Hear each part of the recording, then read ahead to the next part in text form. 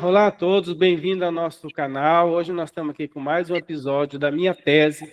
E hoje eu estou aqui com a professora Carlina Marcelino Benevides Pontes, que nos deu a honra de estar apresentando a sua defesa aqui, de doutorado feito na Univale, né? Com o título Bloco Histórico do Turismo Sustentável, uma crítica ao ecoturismo, proposto em áreas naturais e em áreas naturais protegidas. Professora Carlina, mais uma vez, obrigado por estar aqui, por ceder o seu tempo para apresentar para nós o seu trabalho. Por favor, fique à vontade. Obrigado, professor, é uma honra, né, receber o convite e eu gostaria de deixar registrado que é uma ideia brilhante a gente conseguir estar abrindo essa janela de levar um pouco dos trabalhos e das pesquisas para um canal das mídias sociais, né, das redes sociais tão acessado, que pode ser uma porta para que as pessoas, os alunos principalmente, os estudantes e os pesquisadores, acessem trabalhos feitos e que estão em bancos de dados das universidades. Então, eu sou a professora Carlina Benevides Ponte, sou professora da disciplina de turismo em áreas naturais, ou turismo em áreas protegidas da Universidade do Estado do Amazonas, UEA, e a minha tese, ela consistiu na reflexão de buscar uma forma de criticar o ecoturismo proposto em áreas naturais e em áreas protegidas, principalmente do ponto de vista daquilo que havia sido publicado até o momento. A minha tese, ela é uma tese teórica, o campo foi realizado principalmente nos bancos de dados, dos bancos de dados de produção científica revisados por pares. Então, a ideia era entender e compreender o que é que se estava produzindo sobre essa tríade, né? Sobre essa conexão entre o turismo, a conservação e as áreas protegidas.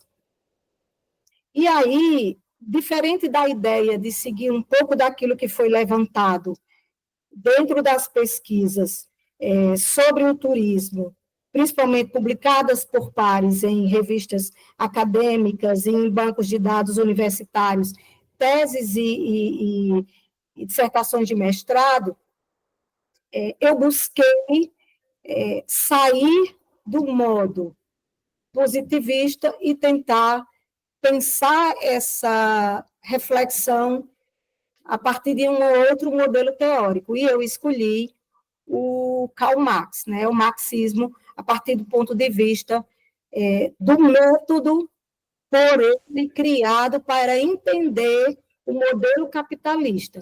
Então, a partir da ideia do modelo capitalista, eu penso como é que está acontecendo o turismo em áreas naturais e áreas naturais protegidas. O contexto da minha pesquisa foi um contexto bastante crítico, que foi o momento da Covid-19. E aí eu preferi deixar esse contexto histórico, porque nós até hoje ainda temos um pouco do que é a consequência desse período, principalmente no nosso turismo. A Covid-19, ela vem associada ao turismo como consequência, e ela vem associada ao turismo como sequelas posteriores. Por que eu digo que ela se associou ao turismo? Porque o turismo, ele tem como principal elemento que o sustenta, que é base do turismo, o deslocamento. E o próprio vírus, né, que tem sua origem geográfica na China, se propagou através dos meios de transporte, que é um dos grandes elementos que proporciona o turismo. Então, a partir do problema, se desdobrou algumas ideias, e a partir dessas ideias foi que foi definido que eu buscaria compreender essa relação do turismo principalmente do ecoturismo ou do turismo natural em áreas naturais e áreas naturais protegidas, a partir do materialismo histórico proposto por Karl Marx.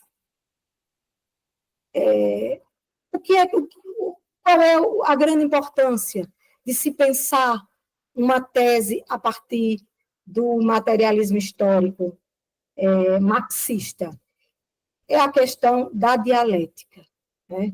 É a questão de se tentar buscar um diálogo a partir de quê? A partir de uma tese, de uma antítese, que são pensamentos, onde aqui eu tenho um discurso e aqui eu tenho um discurso contrário, né?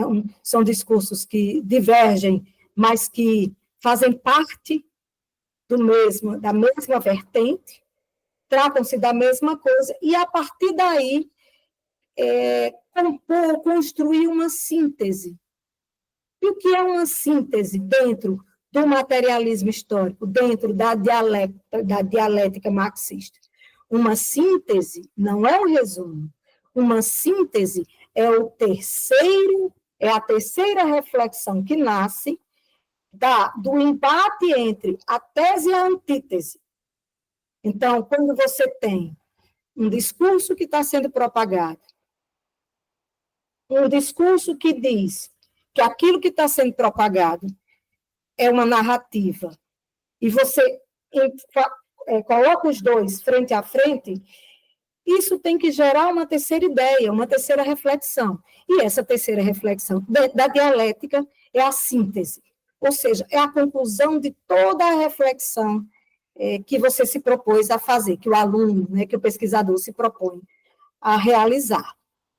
E para isso, né, dentro do que eu acabei de explicar, foram elaboradas teses e antíteses, né? Então, foram elaboradas 2 teses e 2 antíteses. De onde vieram essas teses e essas antíteses? Essas teses e essas antíteses, elas nascem do estado da arte, do levantamento bibliográfico que foi feito anterior à construção da tese, mas já dentro dos objetivos da tese, para serem confrontados.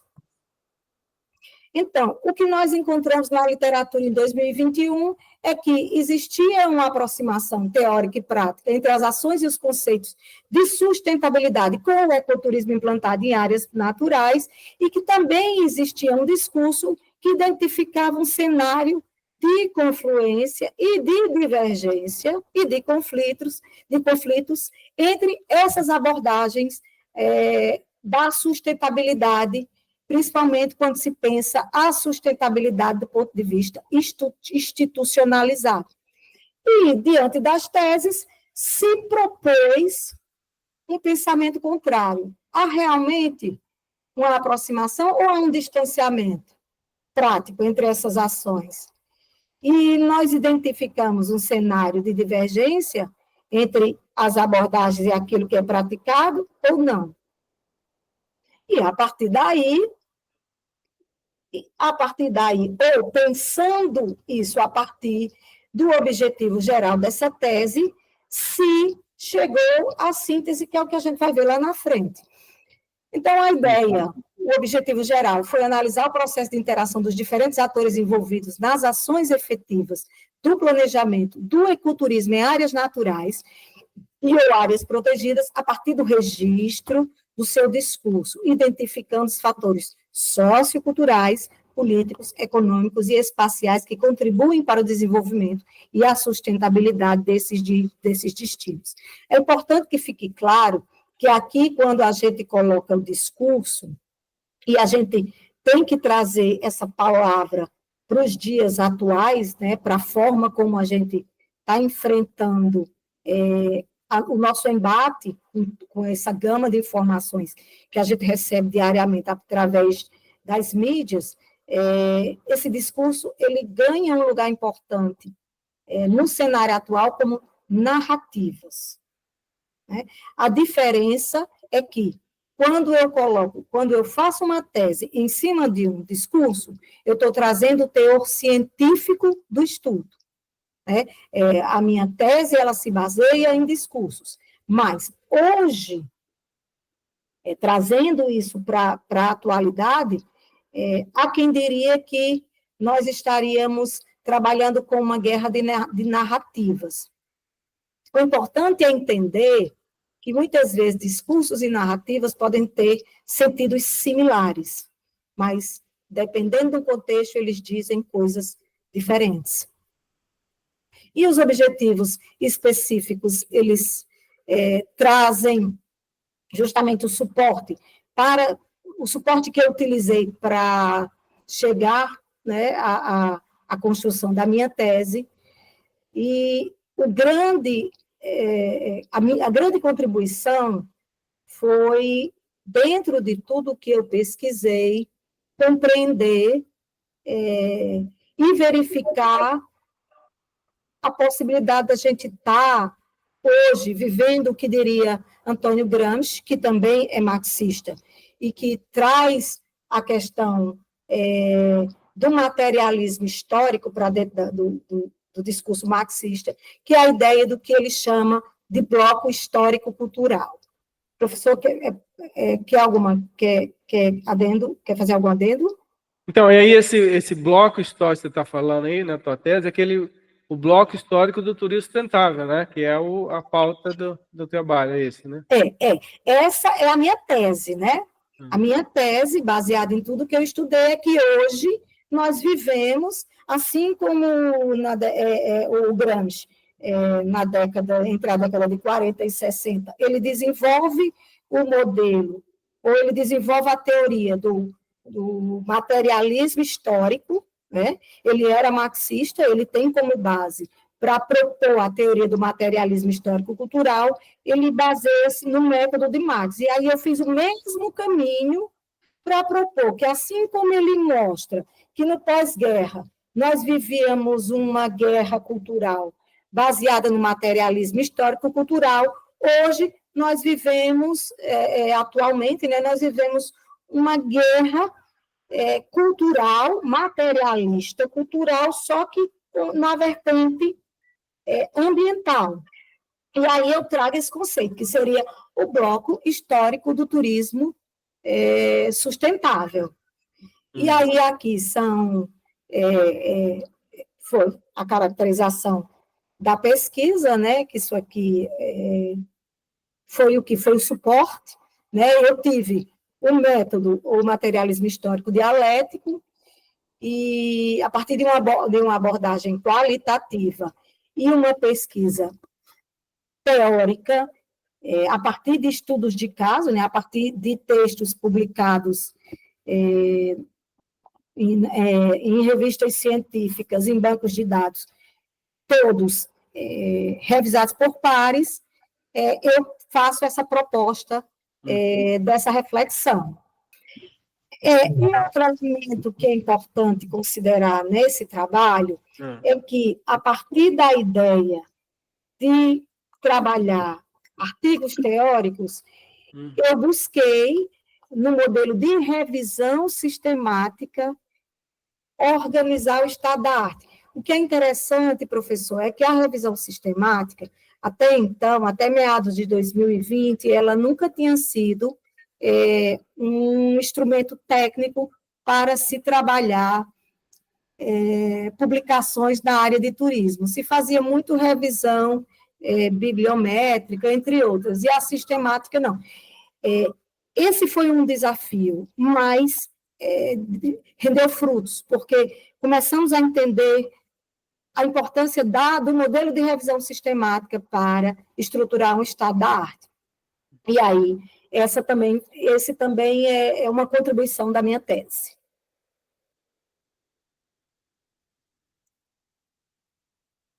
A etapa empírica, ela passa pelos passos operacionais, né, que eu comecei, né, a partir do estado da arte, né, inclusive, essa eu vou pular esse slide e trazer para cá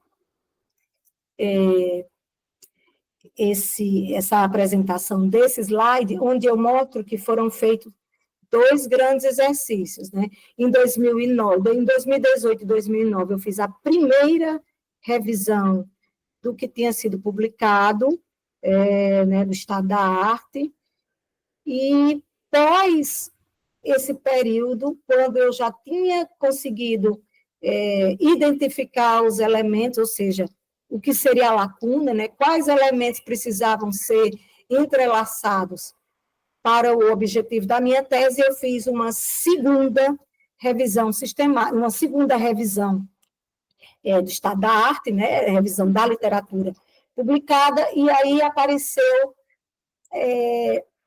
a partir disso, novos elementos. Né, mais tarde, eu trarei. Dentro do que ficou como artigos relevantes para essa pesquisa, né, depois que o estado da arte estava, que toda a revisão da literatura estava feita, foi um total de 1.737 artigos. Esses artigos eles estavam publicados em revistas antropológicas. Eu trago mais tarde, um pouco mais embaixo, a importância de se fazer a revisão e o estado da arte, porque no decorrer do levantamento dos artigos publicados para essa tese, se identificou uma literatura que abarcasse, que englobasse os termos como desenvolvimento sustentável, conservação natural de recursos, turismo, sustentabilidade, áreas protegidas, ecoturismo e turismo sustentável. Quando se pensou quando se levantou esses elementos, se observou que a maior parte dos artigos publicados nas revistas acadêmicas estavam todos na área da antropologia. Então, um elemento que nos convidou a uma discussão importante foi cadê a publicação desses artigos em revistas acadêmicas voltadas para o turismo. Houve um déficit bastante significativo nesse sentido. Professora, posso fazer uma pergunta? Pode. Eu me deu uma curiosidade do seguinte, dentro desse levantamento histórico, a fala aí, levantamento da síntese, Antítese. Saiu. Existe um recorte temporal aí? Vou dar um... Tem? Sim. Porque realmente, assim, no turismo em geral, a gente fala muito, quando vai falar desse tema, a gente tem um marco histórico, né?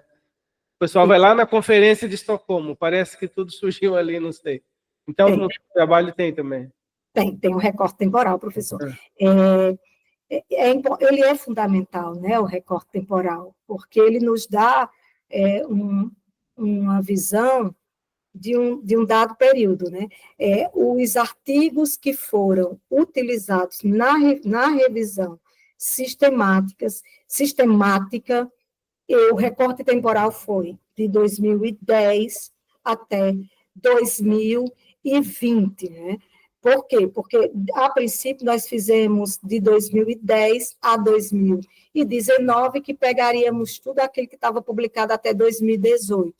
Mas vimos a necessidade de, até 2020, continuar vigilante a essas publicações. Então, nós levamos esse recorte temporal até véspera da defesa, até 2020. Entretanto, muito da literatura, principalmente internacional, significativa, ela está publicada, ela é anterior a 2010, né? Principalmente alguns livros, né? Tiveram alguns livros que eu utilizei que foram chave nessa pesquisa, e todos eles tiveram sua publicação em língua inglesa, não há publicação em língua portuguesa, antes de 2010. E aqui, eu vou pular esse, professor, porque esse é interessante, esse slide, porque quando nós estávamos fazendo a leitura dos artigos, né, que foram validados para essa pesquisa, depois de todos os critérios de inclusão e de exclusão, nós identificamos 3 cenários. E é importante que o leitor ele fique atento que não há uma sequência. O que nós temos aqui é o cenário 1, o cenário 3 e o cenário 2. Como a minha tese ela trabalha com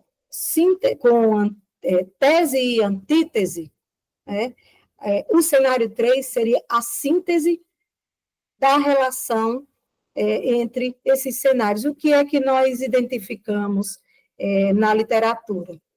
Nós identificamos que havia produção onde alguns autores traziam o discurso deles, né, a pesquisa deles, o olhar deles, dentro de um imaginário individual sobre as relações que acontecem entre as áreas protegidas e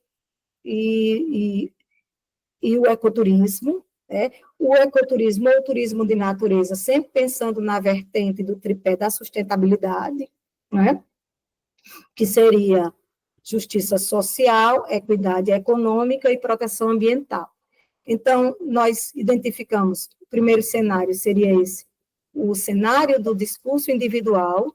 Nós identificamos um segundo cenário, que seria o cenário do discurso coletivo, que é aqui onde os autores, eles fazem pesquisa de campo e eles entrevistam ou abrem questionário para as pessoas envolvidas no turismo, em áreas naturais, e elas constroem um imaginário coletivo daquilo que elas acreditam que acontece.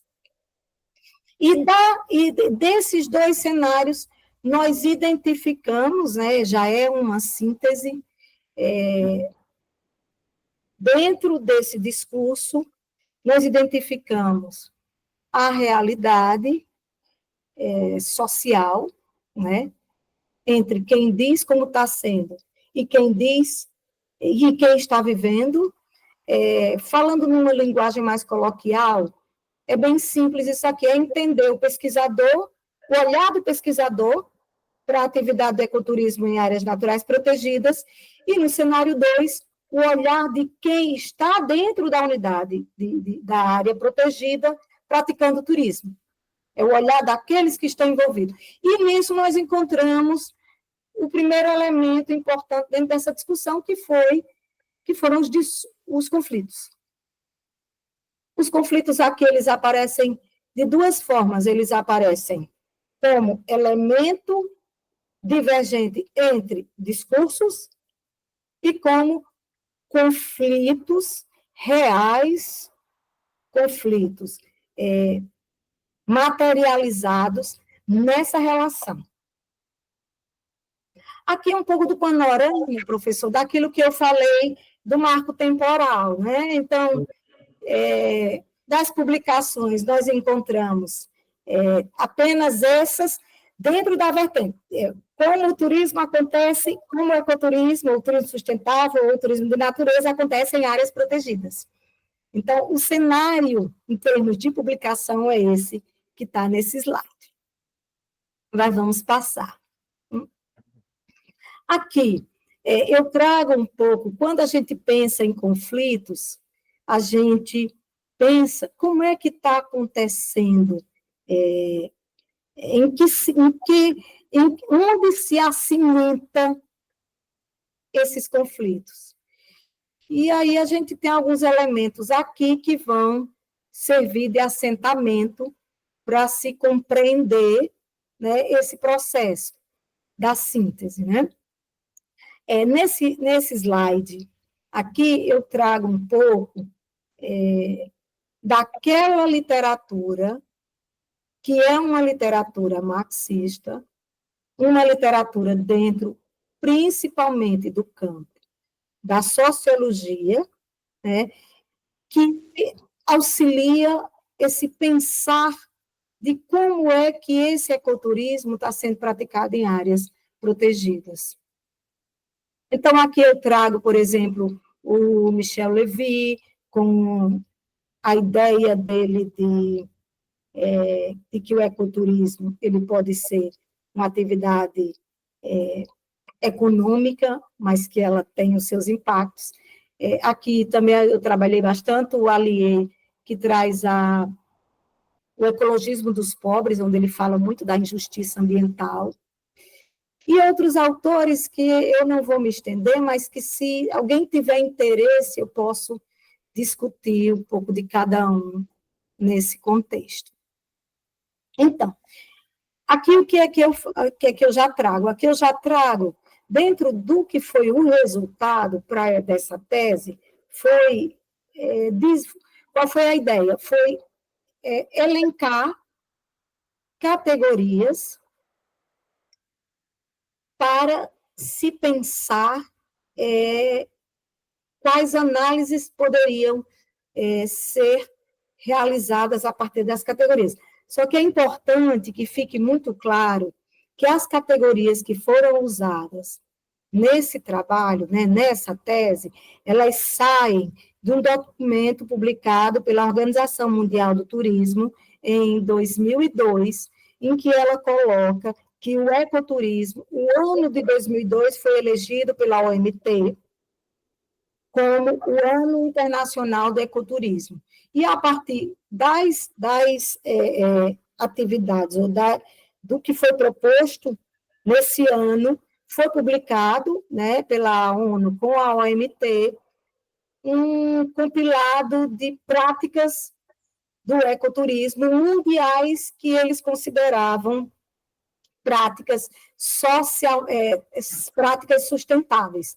Então, toda a matriz utilizada como elemento de pesquisa, que são essas seções temáticas, socioambiental, atores sociais, desenvolvimento do turismo, contextualidades e conflitos, elas saem diretamente dos critérios que a OMT, junto com a ONU, utilizou para apontar como critérios de boas práticas do ecoturismo em áreas naturais protegidas no mundo inteiro.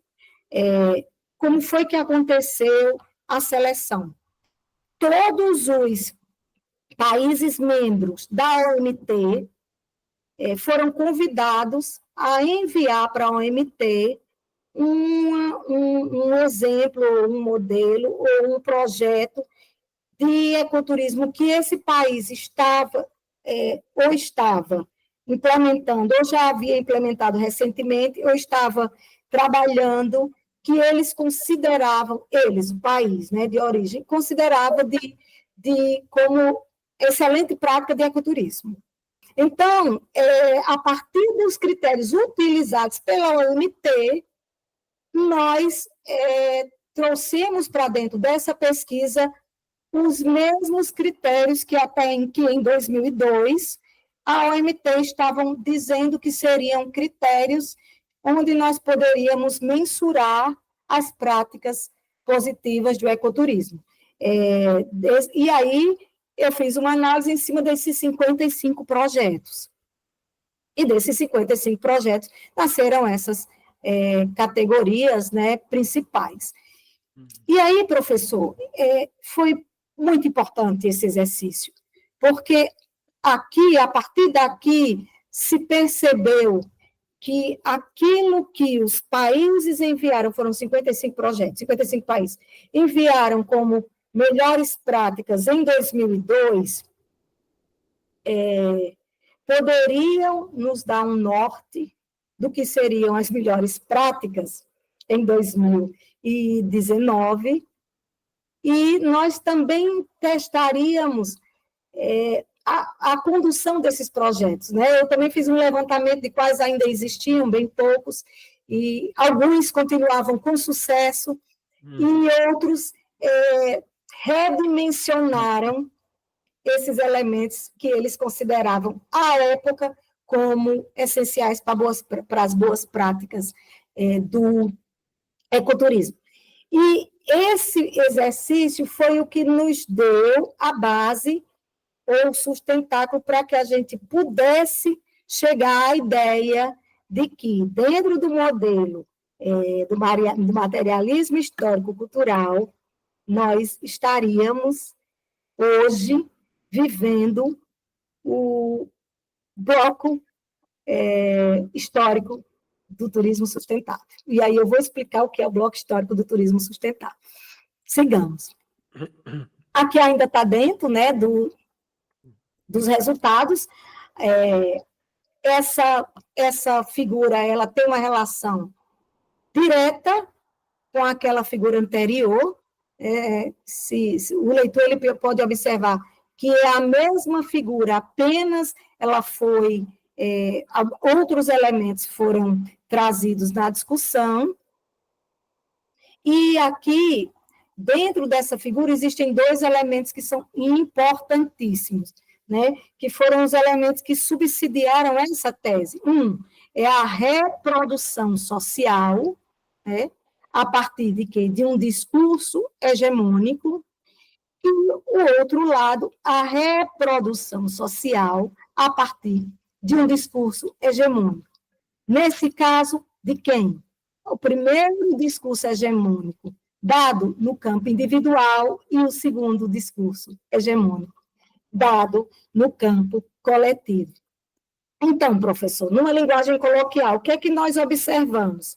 Que existia uma tendência muito grande de se ter um discurso que corroborava muito aquilo que as pessoas esperam que seja o modelo ideal do ecoturismo. E que esse discurso, ele era tão poderoso que ele influenciava, inclusive, o discurso coletivo. Né? Que as pessoas, muitas vezes, elas colocavam, né, como ideias próprias, como suas teses sobre determinado acontecimento dentro do turismo, que ocorria nas áreas protegidas, muito ancorado naquilo que era um discurso coletivo. O que é que nós observamos? Que existia uma série de elementos, dentre eles culturais e teóricos, que levavam à construção dessa reprodução hegemônica. Né? Então, existia um discurso muito mais bonito do que efetivo. E um exemplo importante nesse sentido é que, por exemplo, nós temos alguns modelos de turismo, de ecoturismo implantados entre os anos 2000 e 2020 no Serengeti, que fica na África, né, são áreas protegidas africanas, onde a população local, né, o que nós chamaríamos de os povos originários, as tribos daquelas regiões que se tornaram grandes áreas grandes santuários para animais selvagens, esses grandes santuários levaram aos dirigentes desses países a expulsarem as populações originárias, as tribos, as comunidades, as aldeias de dentro daquela área. Né? Então, o que eles fizeram?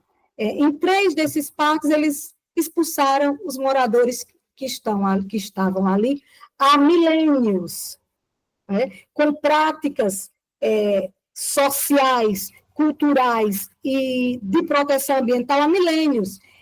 Esses indivíduos eles foram todos expulsos, para que aquela área virasse uma área, um santuário ambiental, onde seria visitado por turistas do mundo inteiro.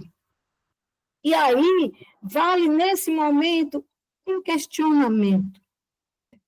Quando eu promovo o ecoturismo num santuário como esse, lá na África, né? Por exemplo, alguns deles, principalmente esse, que as populações foram expulsas, eles ficam a 6 horas de carro próprio dos hotéis principais, né? Do ponto principal onde tem os hotéis. E aí, o que nós questionamos nesse momento?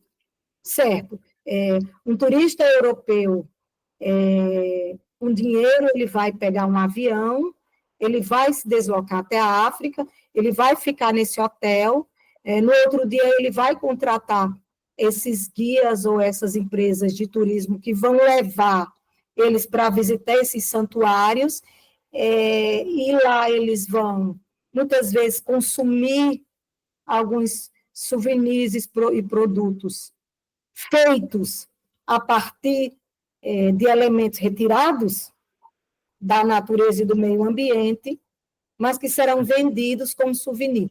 E aí surgiu o questionamento: quem ganha com isso? Esse ecoturismo ele está beneficiando quem? É para quem?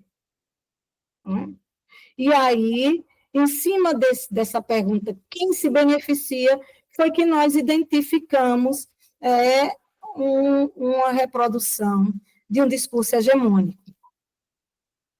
É uma quebra de paradigma, né? Porque até então o discurso que a gente tem até hoje, sem saber dessas áreas que acontecia assim, a gente está seguindo nessa linha de discurso, mas eu suponho que lá seja um ecoturismo mais elitizado, com o mercado europeu, né? Totalmente elitizado. Então, é muito pesado.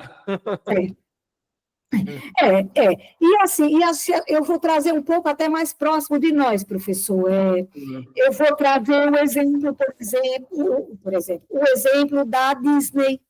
A Disney, ela tem num parque chamado Animal Kingdom alguns projetos que são projetos onde o visitante vai lá e ele compra uma chita, né, que é um bonequinho de pelúcia sintético de uma garota que é da área onde essa chita vive num santuário, num país da África também.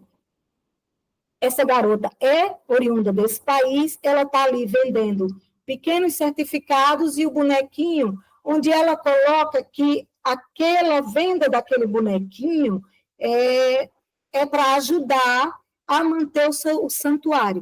E aí, em cima disso, nós viemos com outro questionamento. Tá, então, assim, eu criei um problema que isso é uma das características do capitalismo, né? Eu crio um problema onde, para eu confeccionar esse bonequinho de material sintético, eu tiro recurso do planeta.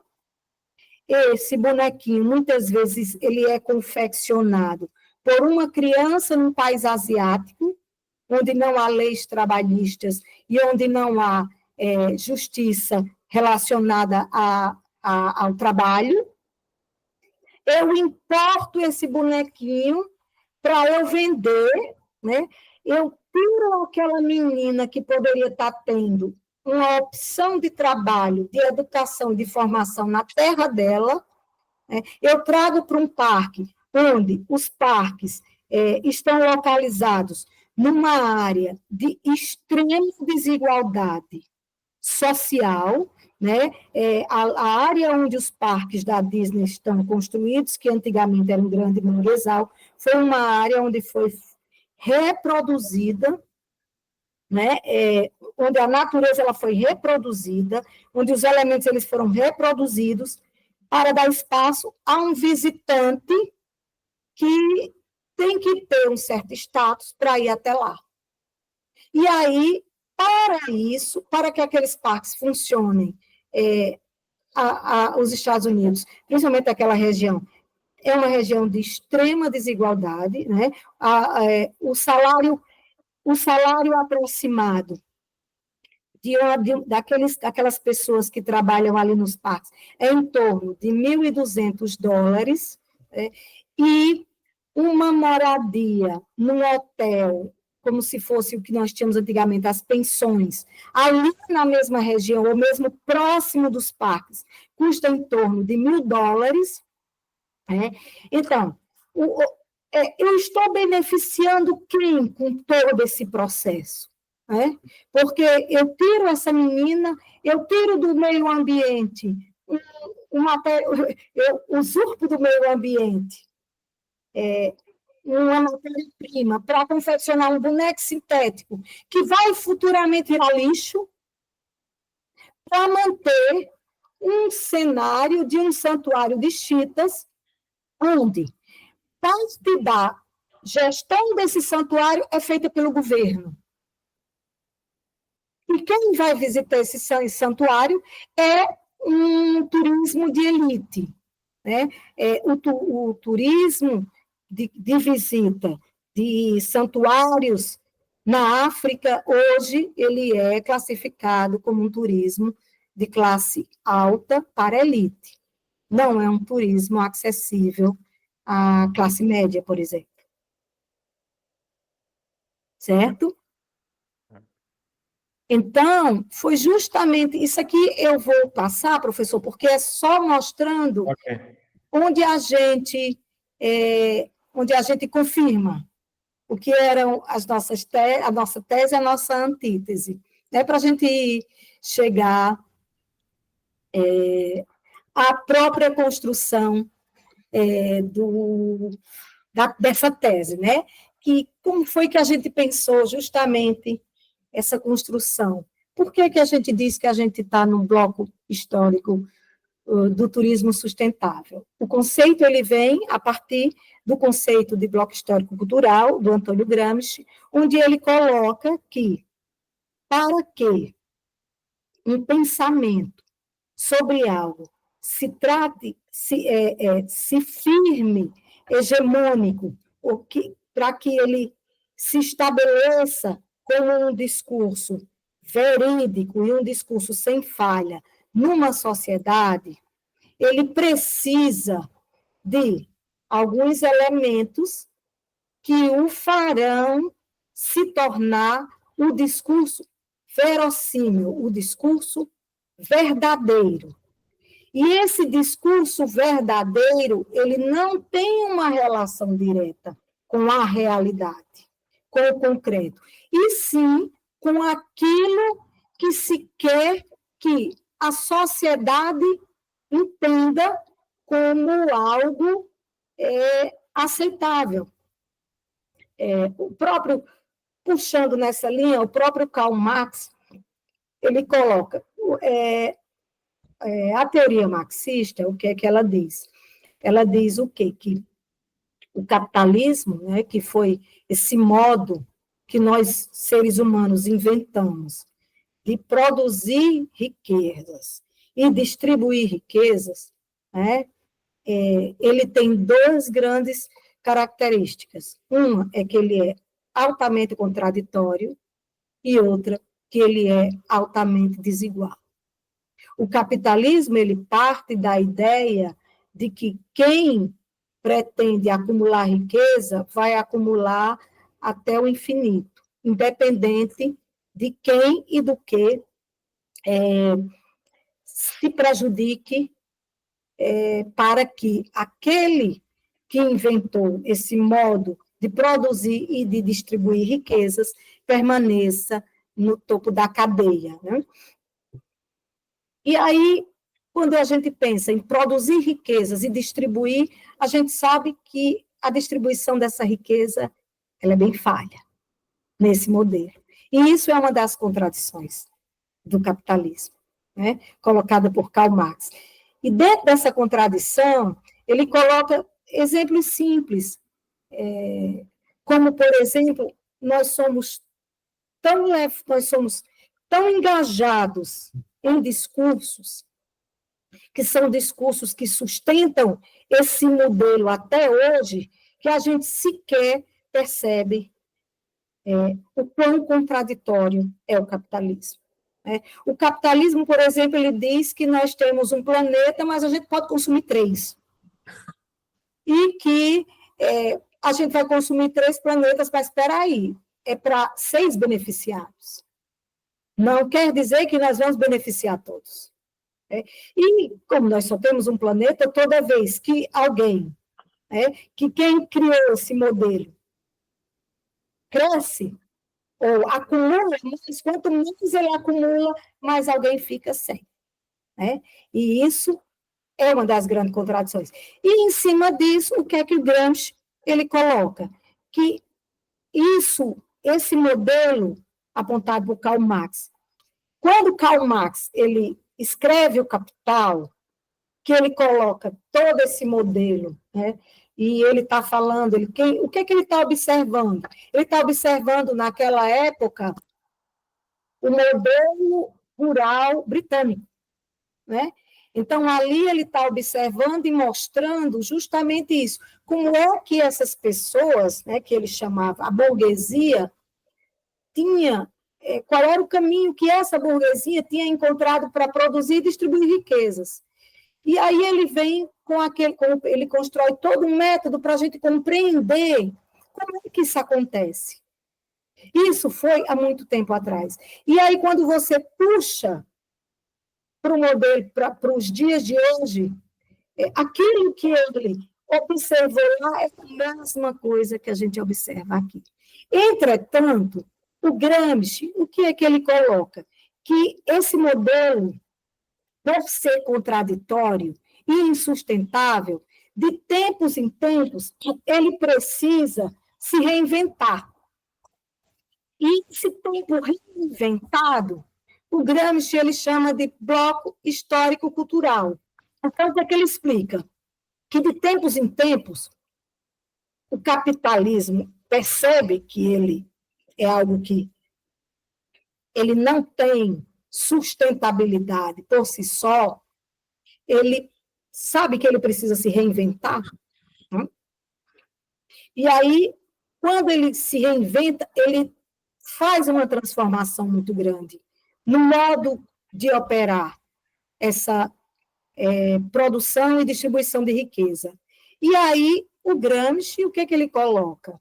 Que, historicamente, quando acontecem essas crises, é necessário não só uma reinvenção do modo de distribuir, no modo de produzir e distribuir riquezas, e sim é necessário que haja uma produção no pensamento das pessoas para que elas aceitem de forma muito bem doutrinadas que tudo aquilo que está acontecendo é bom para todo mundo. Então, isso é um bloco histórico-cultural. É a cultura que é produzida e reproduzida em determinado momento histórico para subsidiar o pensamento daqueles que pretendem produzir e distribuir riqueza, de forma que algumas ideologias, alguns pensamentos, eles não sejam só propagados, eles sejam implantados nas cabeças das pessoas como verdade absoluta. E aí, o que é que ele coloca, o Gramsci? Que, para isso, existe uma série de atores que são necessários para que tudo isso funcione. Um deles é os pensadores, os cientistas. Um outro são a sociedade, a elite. Um outro, os trabalhadores, que sustentam as elites. Um outro, as escolas e as mídias. No caso, quando ele desenvolve a tese dele, o rádio e a televisão. Então, o que é que ele coloca? Que e o governo ele também é um grande aliado daqueles que querem produzir riquezas para que a população aceite que aquele novo modo de conduzir a sociedade está tudo certo, bom para todo mundo. Isso é um bloco histórico-cultural. É a forma como ideologias, modelos implantados, modelos propagados, principalmente hoje pelas mídias sociais, mas há anos atrás, pela televisão, pela cultura, né? É tanto que a gente pega, por exemplo, o próprio Gadamer, quando ele fala que o quê? Ele fala que a cultura, ela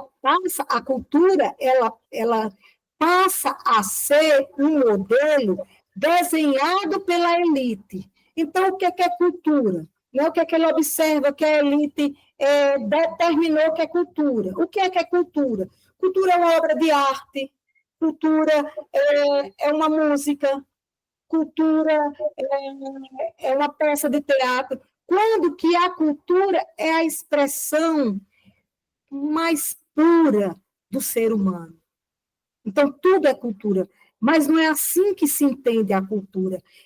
Esse exercício hegemônico e ideológico, ele, para dissipar e para propagar um modo de pensar que seja aceito sem nenhuma reclamação, há um alinhamento entre esses atores. E aí se constrói um discurso inquestionável.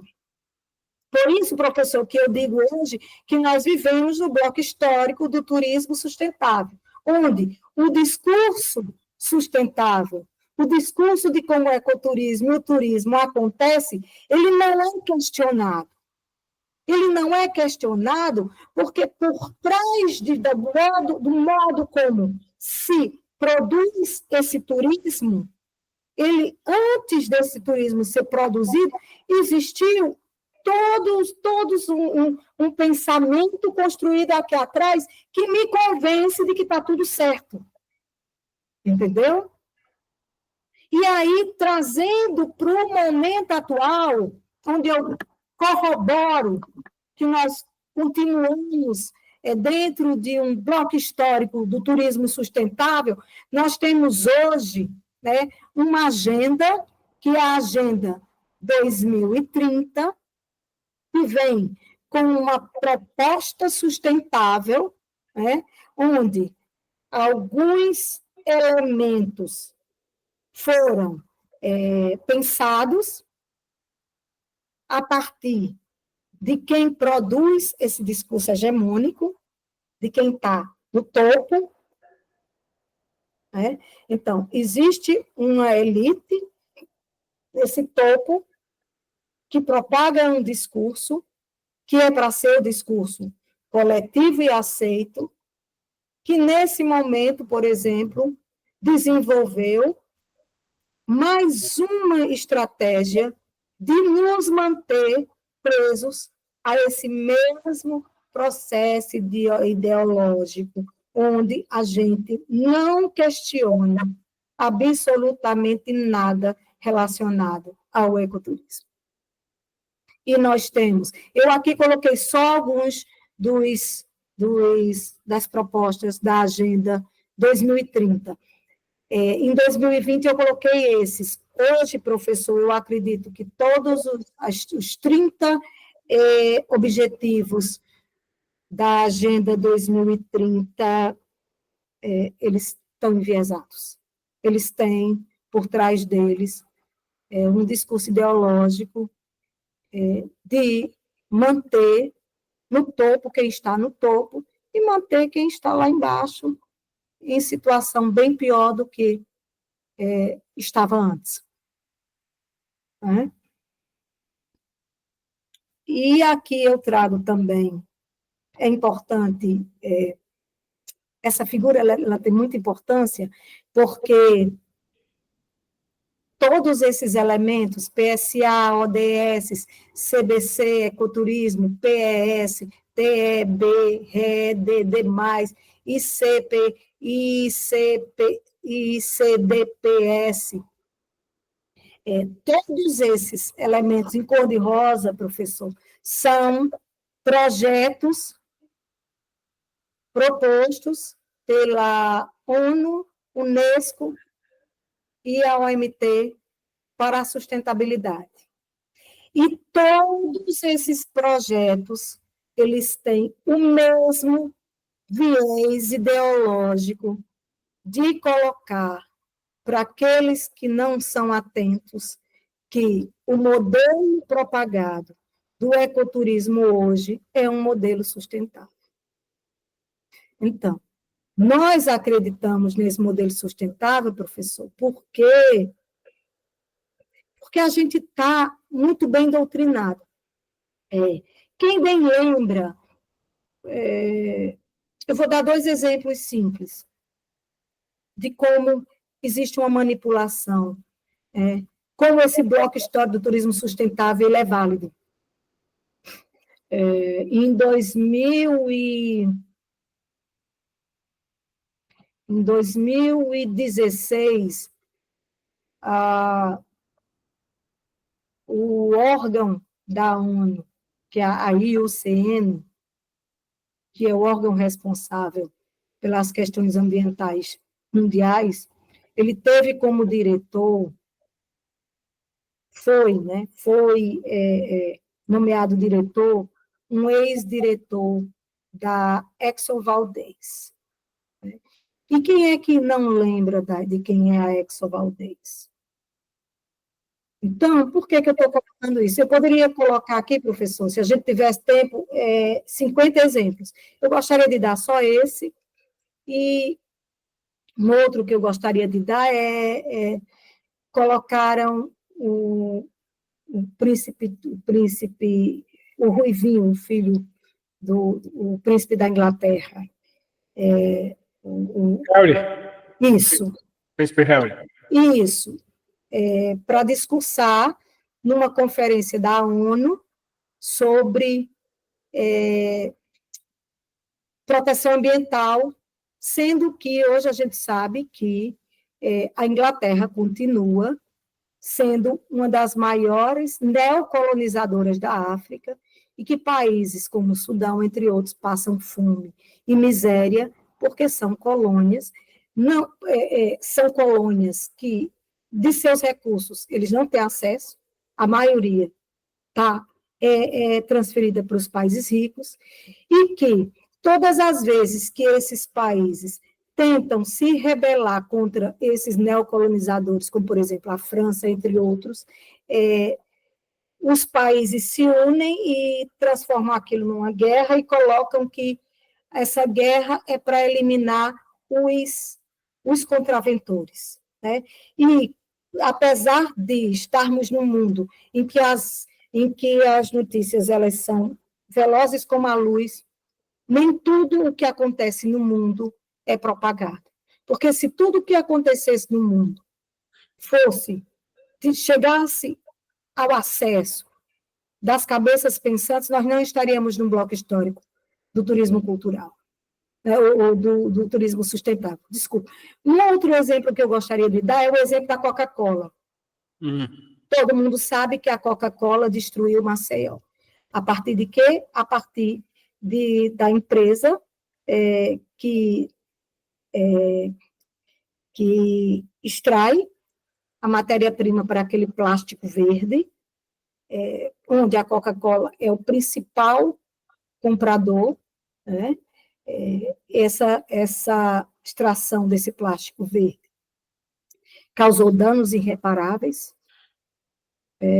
ao Estado de Alagoas, isso basta alguém ter interesse de procurar, vai ver, e na última, em 2022, a Coca-Cola ganha um prêmio de empresa sustentável. Né? Então, assim, a gente está vivendo num momento, né, histórico onde aquilo que é colocado como discurso é muito divergente daquilo que é a realidade. E foi em cima justamente disso que eu consegui elencar elementos que corroboram que nós hoje vivemos no bloco histórico do turismo sustentável. E não se engane não, sabe, professor, porque essa elite da comunicação, essa elite que mantém esse discurso intacto e verídico, ela contrata cientistas. Nós temos, assim, se eu tiver a oportunidade, talvez, de ler minha tese toda, lá eu dou vários exemplos de cientistas que foram contratados para produzir o discurso sobre sustentabilidade, que é o discurso que está na internet, que está na página da IUCN, que está em alguns lugares, em algumas páginas. Então, a quem interessa esse ecoturismo? A quem interessa esse turismo sustentável? Quem se beneficia com ele? Quem é que está à frente da forma como ele está sendo proposto? O que é que está sendo sacrificado para que esse turismo ele aconteça? E, por fim, eu trago aqui, né, que, em síntese, o movimento hegemônico, nesse discurso ideológico hegemônico, ele esconde sutilmente a natureza conflituosa das relações entre os interesses capitalistas e a apropriação da natureza, sobre a égide da conservação, sendo o ecoturismo uma das suas principais ferramentas, né?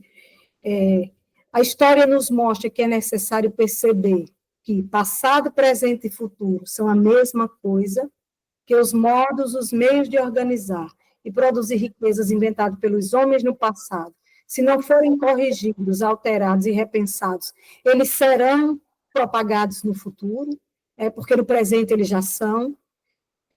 E o modelo capitalista de acumulação de riquezas é o mesmo, ele só tem novas roupagens, e que esses pensamentos, ao se tornarem o nosso presente, estes mesmos modos que orquestram como hoje o nosso ecoturismo está acontecendo, serão os mesmos modos que irão construir como essa atividade, que deveria ter como tripé sustentabilidade, igualdade econômica e justiça social, vai continuar acontecendo como a gente vê hoje. E uma outra coisa é que o debate ele ainda mantém distância de temas emergentes, como ecoturismo e ecofeminicismo, ecoturismo e terras indígenas, ecoturismo e colonialismo, ecoturismo e extrativismo, dentre outros. Nós temos, professor, dentre esses temas que eu elenquei, em todos eles eu encontrei problemas com os direitos humanos das populações originais dessas regiões.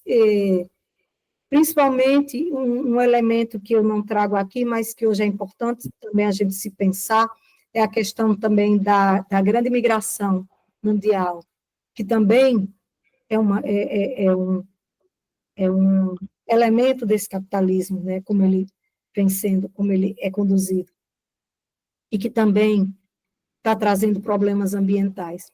Então, o que é que eu vejo hoje? Eu vejo, no Bloco Histórico do Desenvolvimento Sustentável, um discurso muito bem sustentado de que o ecoturismo ele é o modo, ou ele é o modelo para ser praticado. Entretanto, há muito pouca reflexão e muitas poucas indagações de que ele praticado do jeito que está sendo, ele vai beneficiar quem? Para quem e para o que esse ecoturismo está sendo implementado.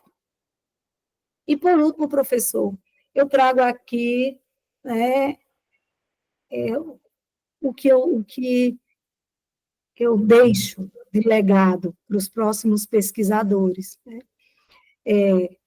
Que dentro da dimensão metodológica, por exemplo, aquela matriz que eu produzi, que ela sirva para outros pesquisadores implementarem em seus estados, em suas cidades, em seus campos de pesquisa.